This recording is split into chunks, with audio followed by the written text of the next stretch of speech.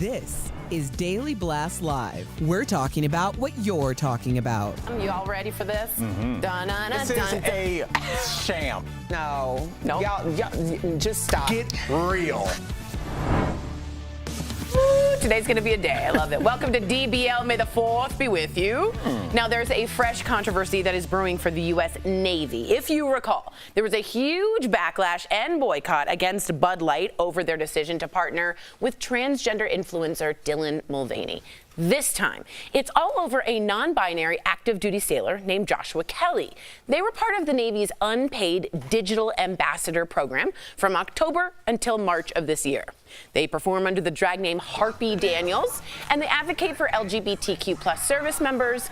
But word of this partnership has generated all sorts of backlash. Whoa. One veteran tweeted, "This is not the same military I served under. Our enemies laugh at us." And veteran Robert O'Neill, who took part in the raid on Osama bin Laden, tweeted, quote, "I can't believe I fought for this bull bleep." Joshua responded to all the criticism, saying, "You only want to support the military when it benefits you and doesn't involve queer people. Haters only hate when we're winning." What do we think about all this? And before we start, I do want to show you, this is sailors on USS Cincinnati in 1927 doing drag, which turns out to be somewhat of a traditional, bonding, what people do on the Navy ships, because it's sort of somewhat boring on those ships, so you have to find enrichment and entertainment. What do we think about this outrage? I don't know. I don't know what our, and I thought about this a lot during COVID, when people started being heroes. Remember that? Teachers? Remember when they were heroes? Healthcare workers? Healthcare workers. Yeah. Fast food workers. Everybody was a hero until we started getting vaccines and things went back to normal. And then we started doing stories about grown men throwing shakes at 15-year-old girls at Jamba Juice. And we got back to people screaming into the faces of people leaving a school board meeting on a weeknight. And now that, we're out of Afghanistan and, that we're post 9/11, where it's like support the troops no matter what. Now, just like teachers, just like fast food workers, now we can have it them too. So I just remember, and I said this when this happened, whenever somebody calls you a hero, watch out. Because first of all, that means they're about to not pay you. And that just means that you're serving as fodder for we support troops, teachers, first responders, until you don't. Well, I think that the selective support or outrage doesn't stop there, because when you say that you fought for your country, was that only certain people and certain rights and liberties and protections of said citizens of said country?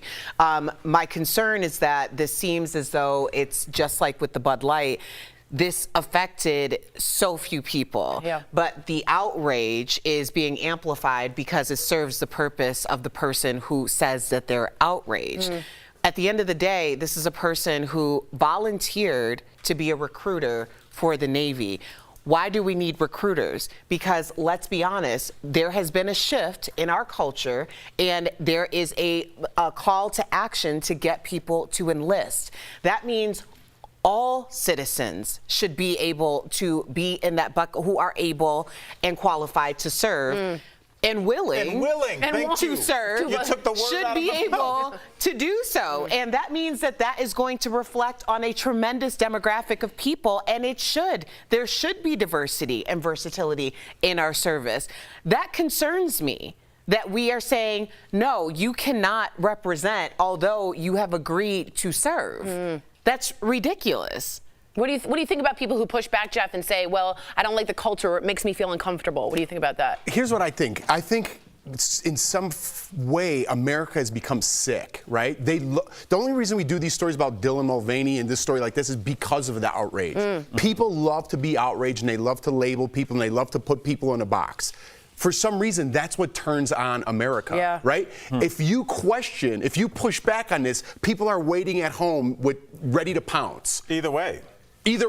Either way. But the fact that we can't bring up wow, this isn't the military that I used to know, or to bring up the other side is very scary, especially on national television. When my father went to the Army, I remember him telling me, he's like, the first thing they do, they put you in a room, they shave your head. They tell you who's boss. They let you know who's boss. You're now a member of the... You're not you. You're not you. Right. You are a member of the military now. This is far away from that, right? So the military that my father served under, I'm not saying it's good or bad. I'm saying there is other angles to this. I don't know how the military used to perform like that, and now we're here. What happened in between? You got to fill in the blanks for me. But to question it is what people love, the outrage. It's not necessarily whether they care about our freedom or not. They just want to push back against you because you don't belong on their team. They're turned on by the anger. They love it. Yeah, and I agree. I think that anything that we say is going to be fodder for someone. Especially this topic, though. That's well, sure. Right. But we also don't live in the country that our parents grew up in. We don't have drafts. We don't have. Don't ask, don't tell. Exactly. So it's like, we can't expect for a certain segment or a certain part of our population to evolve without expecting that to change the landscape for everyone. Right, exactly. And we do not have a draft, and most people are in favor of not having one. We need to be able to recruit for our military. So if you're going to selectively say that these people aren't going to be qualified because of their non-binary or their LGBTQIA plus or whatever it is, then you're already selecting down or dwindling down a very small pool compared to when our parents were in the military. And absolutely. I just have to say finally that I don't understand why this issue in particular has become such a wedge issue.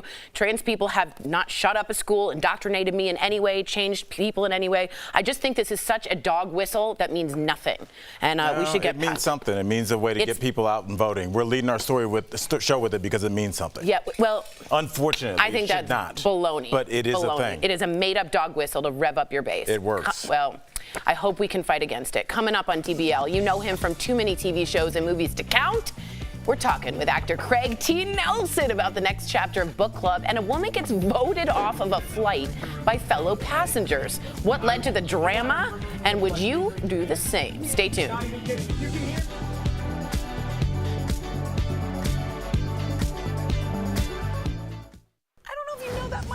Nuh-uh, Tori, don't do that. No. Yeah, I'm this close to breaking. Stop putting yourself in this conversation. I mean, this is as real as it gets. I think I won that one.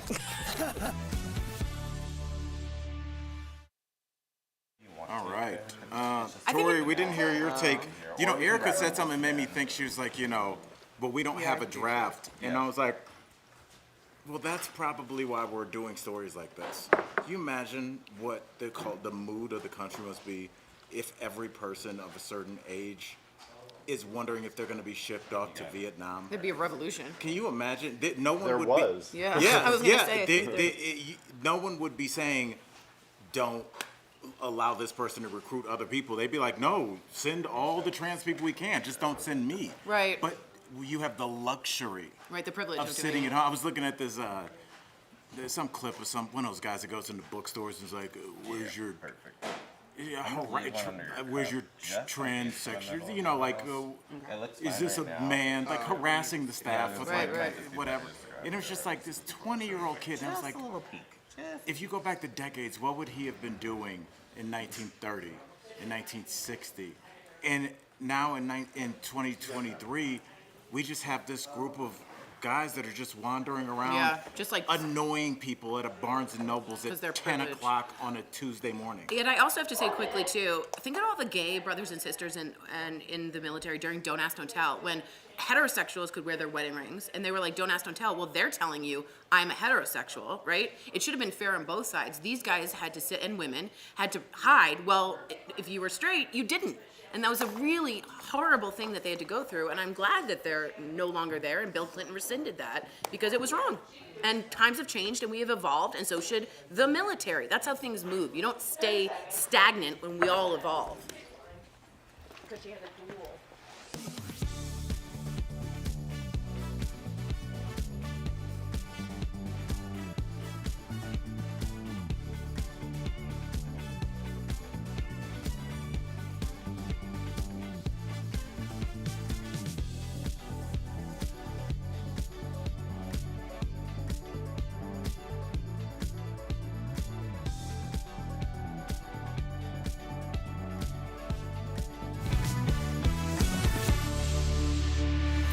Welcome back. We got some crazy stories to talk about that are going viral. Up first, a Virginia officer is lucky to be alive. But first, a quick warning to our viewers. The video might be disturbing to some.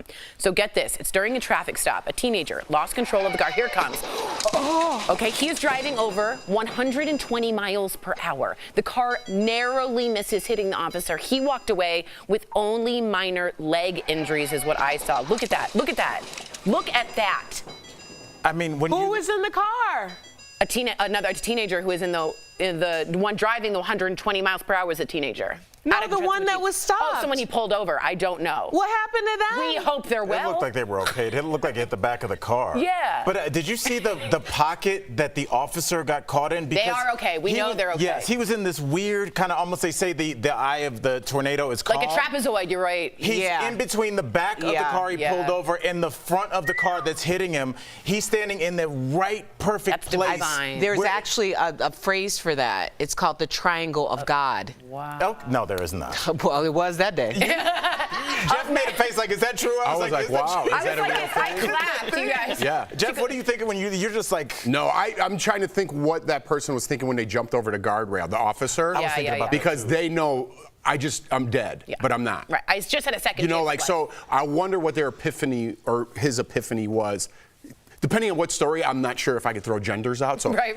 His epiphany. His epiphany. Yes, and that's what I'm thinking. You know, I appreciate it. I know we got to move on, but like, even though he must have been in incredible shock, he still walked back over to the car and made a call on his radio, and that's like incredible training because you would think most people would be frozen. Your adrenaline is racing. Yes, well done on that. Yes. Officer. Up next, what should happen to passengers who create disturbances on planes? What about voting them off the plane altogether, like Survivor? I'm down. I know. Well, that's exactly what appeared to happen on a recent Frontier flight. So, video of the incident has gone viral. It shows a verbal altercation between a couple, a flight attendant, and another passenger seated a few rows back. You can hear one passenger yelling, "Mind your bleeping business." Now, the couple ended up getting escorted off the flight by what appears to be the ground crew, okay? That's when this happened. About 40-50 people here that would like her removed from the flight. If you want her removed from the flight, please raise your hand. I'm not even kidding. If you can hear me, raise your hand if you want her removed from the flight. The other woman was then removed by another man on the crew. And during the whole thing, that male passenger also went on a rant on why this keeps happening in America. Take a look at this gentleman. No, this is literally American culture concocted into one airplane. If everybody really was about everybody as a collective whole, everybody would work together, but everybody's against everybody. It's American culture, that's the problem. Woo! That man for 2024. Okay, just me. Here's what I don't know if I'm making him president. Well, I just want to say, what do you think about democracy in the clouds? I thought this was fabulous. Well, luckily they were on the ground. That's great. That's a good call. Otherwise, there'd be a different type of Survivor. Like, all right, get your parachute. Yeah, push him out of the plane. Get out of here. What do you think? I think it's ridiculous. I think authorities need to be authoritative. Who wants to vote on who's getting off the plane? How about the pilot? How about the people who work there? I have lost control of everything in America. I like what that man said at the end. We've lost control. The prisoners are running the jail. That's not the right saying. That was horrible. No, it's not. The inmates are running. Oh, sorry. Yeah. Sorry. There's a big mystery, though, going on in a New Jersey town. Check this out quickly. Someone dumped hundreds of pounds of cooked pasta along a creek bed in the woods. You can see mounds of spaghetti, heaps of ziti. No word why the oodles of noodles were there. But the internet has a lot of theories, with one person saying, quote, it was pasta expiration date. Yeah, you think so? I don't think it's good pasta. Pasta expiration date. That wasn't, but it's Pasta. You should have to say pasta if you're going to say Pasta inspiration. But you don't say it's pastime. You say it's Sometimes pastime. I do. It's pastime this joke ended. This seems demonic. There was like a variety. I didn't realize there was a different variety. Like, I think it was a restaurant that was dumping like stock that they couldn't use anymore. It's 450 pounds. That's a lot of, what sorcery is going on? a lot of maggots. Oh. Oh, God. You did that right over Tori's sorcery joke. We'll be right back.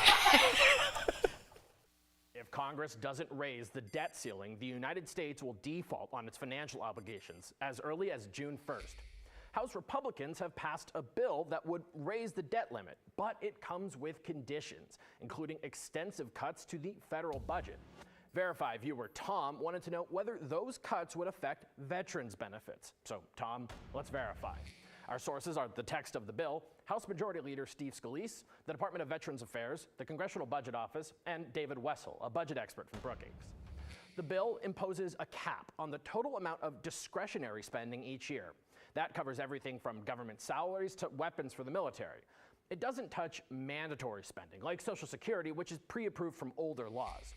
The CBO calculated that next year, nearly $230 billion would need to be cut, and over the next decade, about $3.6 trillion. So where would those cuts come from? Well, the bill doesn't say, meaning it'd be decided somewhere down the road by appropriations committees. It's very easy to say, I want to cap discretionary spending, and I'll figure out later what gets cut. And so the people who propose the caps do this on purpose because they don't want to pick and choose. They don't want to make enemies of people whose program is going to be cut. And the people who oppose the caps say, well, if you impose this across the board, XYZ is going to be cut.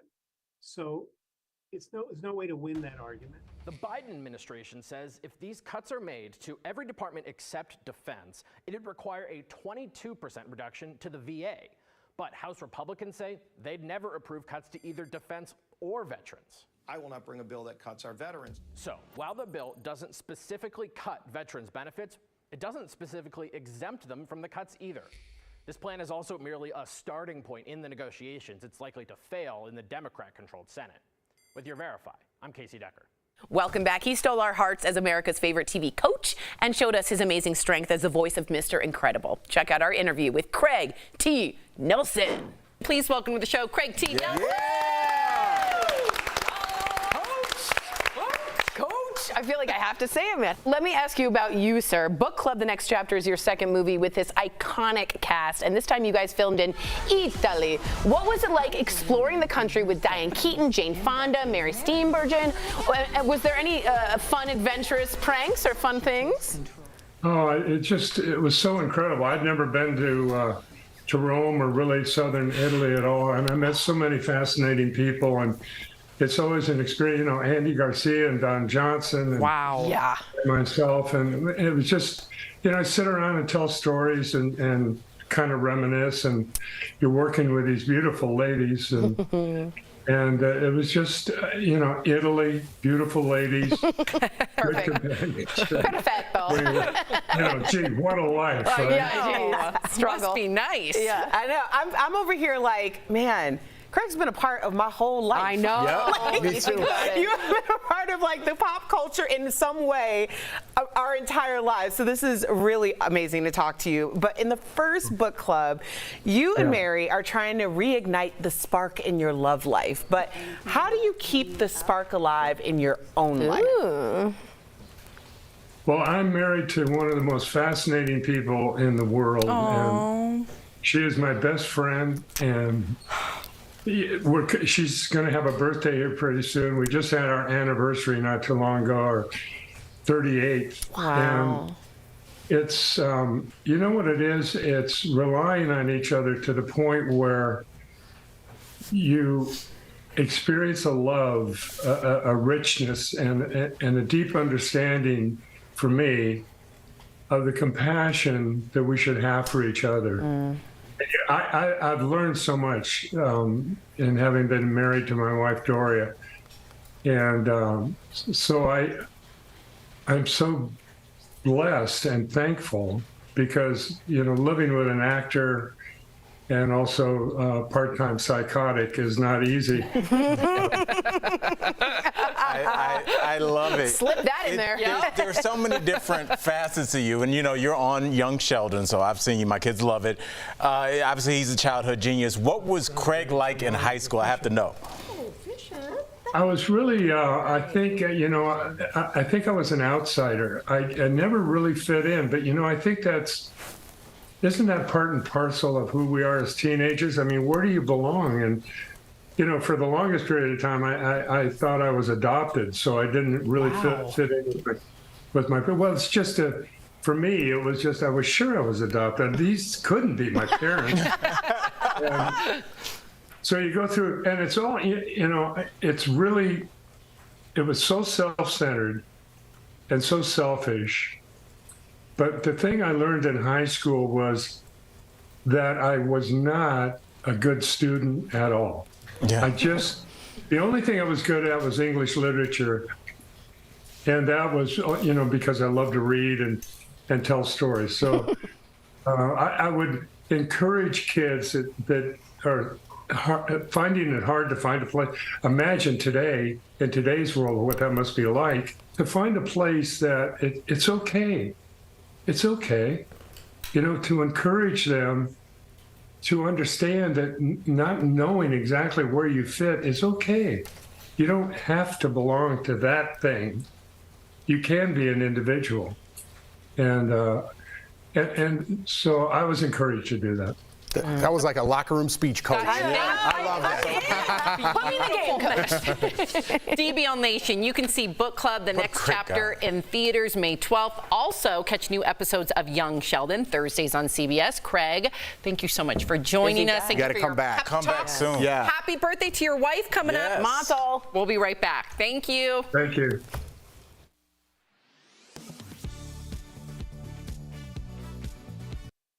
From locking your keys in the car to dealing with a dead battery. Those are just some of the reasons you might have to call your roadside assistance for help. It's an easy and relatively inexpensive add-on from your car insurance policy. It runs maybe $10 to $15 a year to add it on. But the one caveat is, how much can you use the service before it has a negative impact on you? This is Mark Friedlander with the Insurance Information Institute. It's a nonprofit that educates consumers about insurance. And with the help of his expertise, we can verify that, yes, roadside assistance calls can count as claims on your policy. Where it gets tricky, though, is determining when it could actually start to impact your premium. If you use it for emergency road situations, you shouldn't have an issue with it impacting your insurance costs. But if you have an unreliable vehicle that never starts, you have to call the roadside assistance once a week to have them jumpstart your car because you have a bad battery. If you're using this quite regularly, most likely you're going to raise a flag with your insurer for high risk. And one of two things could happen. Friedlander says it's possible that too many calls could lead your insurer to raise your rates or, worst case, drop you altogether. They could decide, we don't want this high risk customer. But here's the deal. There is no hard and fast rule on this. I reached out to 5 of the most popular auto insurance providers asking what their set limit, if any, is for roadside assistance claims before it does start to impact your cost. 2 did get back to me, with Nationwide telling me that, quote, abuse of service could result in roadside assistance coverage cancellation, but that requests, regardless of volume, do not affect premiums. So bottom line, it very much depends on the provider and the specific customer. Friedlander says that's why it's a very good question then to ask your insurance agent. There's no industry standard, but it's pretty clear to us based on what we see in the marketplace. If you are using your roadside assistance quite regularly, you will raise some type of high-risk flag with your auto insurer. With your Verify, I'm Josh Sidorowitz. Come Back with Erica Cobb is expanding. I will be hosting a live podcast event. It's on June 16th. It's right here in Denver. There will be a meet and greet, drinks, food, special interview with a special guest. And I am so excited to announce that my first guest is talk show host, actress, model, activist, radio and television personality, comeback queen Claudia Jordan. She is amazing. She has had so many professional public comebacks. I'm so excited to talk to her. And our very own Al Jackson is my opening act.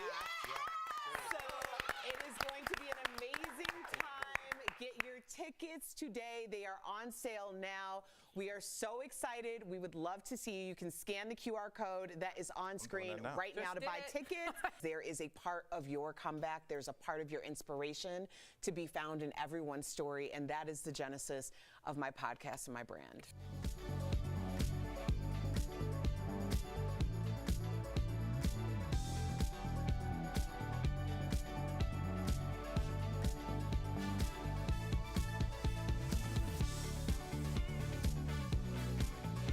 Escape to paradise for your chance to win the perfect family getaway.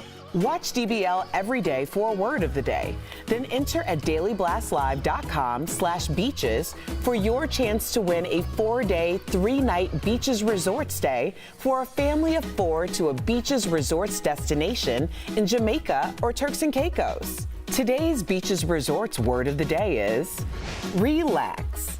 The winner will be announced on DBL May 24th. Relax. We're always striving to make DBL better. We could not do it without your help. So please take a few minutes to complete a quick survey. Simply go to dailyblastlive.com/survey or scan the QR code on the screen. It's totally anonymous. So really feel free to give us your honest thoughts. Before we go, we've got some products that would make great Mother's Day gifts from our friends at Morning Save. They get there in time for Mother's Day, so check them out, friends. Steph, what do you have for us today? Because I'm ready to shop. Well, Tori, hello, DBL Nation, get ready to seal the deals today. It's a very special episode because they're great products for Mother's Day to give the very special women in your life.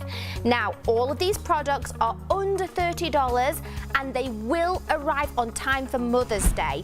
We've got the Mally Beauty 4-piece makeup set. So this deal includes 1 eyeshadow palette, 1 blush trio, 1 brightener, and 1 lip gloss. Normally, this is $111, but we've got the whole set for $24.99. So that's saving up to 77%. Now, Tori, this has got your name all over it. It's the Luminara 2-piece outdoor moving flame candle set with little remote. Yes, I love these. So cute. So this deal includes 2 candles that will avoid fire hazards without compromising the ambiance. So normally these are $70. I was gonna say, these are gonna be like the high end. We've got this for $29.99. Yes. So that's saving up to 68%. What about this? We've got the Malibu Sky Brianna triple zip, triple compartment crossbody bag. Yes. So this deal includes 1 crossbody and we've got it available in 5 colors. We've got black, we've got mauve, we've got neutral tan and taupe. And normally it's $98. Oh, I was like, you're gonna say it's expensive. But guess what, Tori? We've got it for $19.99. So that's saving up to 80%. Our last product today, Tori, is My Life, My Shop Ultimate Spin Facial Cleansing System. Ooh. So this deal includes 1 cleansing brush with 3 different brush heads and a protective case. So normally this is $38. Not bad. But we've got it for just $14, Tori. So that's saving up to 63%. Amazing. So head on over to morningsave.com to snag these amazing deals at the lowest prices, or just scan that QR code right on screen. It's going to take you directly to all these products on Morning Save's website. Thank you so much, Steph. Mother's Day, have we all gotten gifts? Because we can get these in time to ship. Have y'all gotten gifts? Yes, absolutely. I haven't gotten my gift yet. Thank you for being truthful. Yeah, Okay, I haven't. Okay, thank you for being truthful. We will get them, though. DBL's new every day. We'll see you tomorrow. Bye, guys.